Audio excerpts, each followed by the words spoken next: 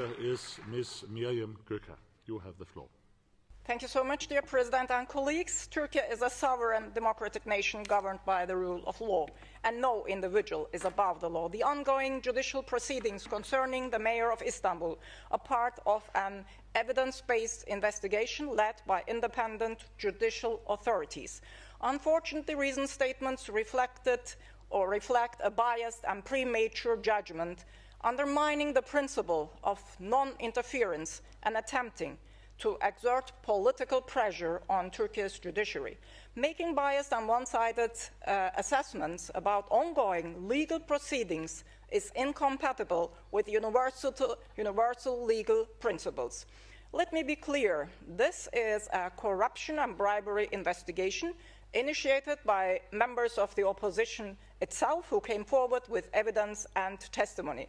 What we are witnessing is a serious legal process that has not yet been concluded and therefore is not a political operation. For 23 years, the AK Party has shown its commitment to democracy by competing with the opposition only at the ballot box. Have any of you ever witnessed a case in Europe where someone declares themselves a presidential candidate 3 years ahead of a scheduled election?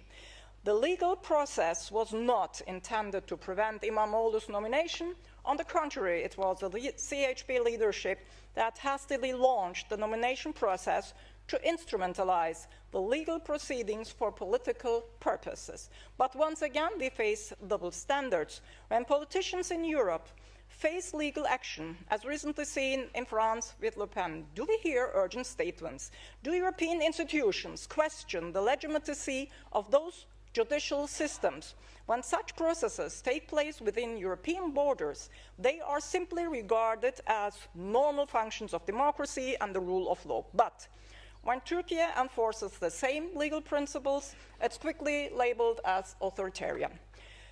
I'm frankly sick and tired of this frustrating, deep-rooted bias and mind-boggling hypocrisy, the repeated "we are concerned about Turkey" rhetoric, the habit of judging our country through wishful thinking and not reality, and the anti-Turkey, anti-Erdogan obsession in some foreign media and politicians. But let us be clear, Turkey is no longer the Turkey of the past.